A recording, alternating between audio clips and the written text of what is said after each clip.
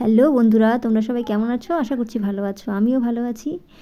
তো আজকে আর আমি প্রতিদিনের মতন রেগুলার কাজের ব্লগ নিয়ে আসিনি। আজকে দেখো আসছি যে সরস্বতী পূজার মাম্মাম দেখো কীভাবে সাজবে, তার একটা লুক নিয়ে চলে আসলাম। তো দেখো সরস্বতী পুজোর দিন দেখো মানিকে ডেকে নিয়ে আসছে সাজার জন্য।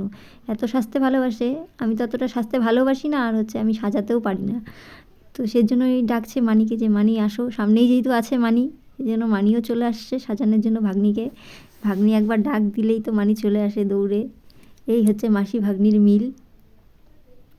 তো যাই হোক, দেখো আজকে আমার মামামকে কীভাবে সাজিয়ে দিচ্ছে। আমার বোন প্রফেশনাল আর্টিস্ট নয়, কিন্তু টুকটাক পারে আর কি, জানে যেটুকু দরকার অতটুকু করতে পারে। তো তারপরে দেখো পুরো লুকটা সাজানো হয়ে গেছে। তারপরে দেখো এখানে মামামের বান্ধবীও চলে আসছে মামামকে ডাকতে।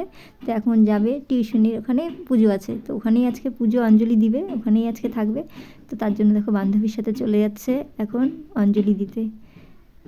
তো বন্ধুরা দেখে বলো আমার মামামের লুকটা কেমন লাগছে দেখতে, আর সাজানোটা কেমন হয়েছে।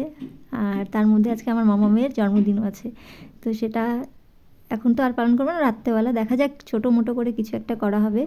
তো এখন দেখো মামামে আর মামামের বান্ধবী দেখো ছুটতে ছুটতে চলে যাচ্ছে। তো বন্ধুরা এখানেই শেষ করলাম, টাটা।